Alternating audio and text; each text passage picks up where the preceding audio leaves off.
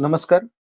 मंथन राज्यस्तरीय परीक्षा रविवार दिनांक 5 फेब्रुवारी 2023 रोजी घेण्यात आली होती. परीक्षेच्या निकालाची वाट सर्व विद्यार्थी, शिक्षक, पालक बघत आहेत. हा निकाल बघायचा कसा हे आपण या व्हिडिओमध्ये जाणून घेणार आहोत. सर्वात आधी Googleला जाऊन आपल्याला मंथन वेलफेअर फाउंडेशन .org या साईटवर जायचं आहे. साईट ओपन केल्यानंतर आपल्याला अशा प्रकारचं एक पेज दिसणार आहे, जेथे रिझल्ट 2023 लिहिलेलं आपल्याला दिसत आहे. त्यावर क्लिक करा. पुढील पेज ओपन होईल. येथे पोहोचल्यानंतर click here to view result या ऑप्शनवर क्लिक करायचं आहे. आता आपल्याला नंबर टाकण्यासाठी एक जागा दिसत आहे.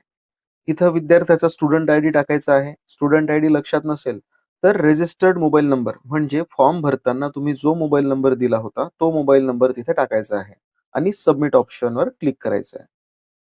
लगेचच आपल्याला विद्यार्थ्याचा रिझल्ट स्क्रीनवर दिसेल. हा रिझल्ट आपण डाउनलोड किंवा प्रिंट देखील करू शकता. रिझल्टच्या खाली विद्यार्थ्याने सोडवलेल्या उत्तरपत्रिका जशाच्या तशा अपलोड करण्यात आलेल्या आहेत. त्या देखील आपण बघू शकतो. आता फक्त विद्यार्थ्यांचा निकाल जाहीर करण्यात आलेला आहे.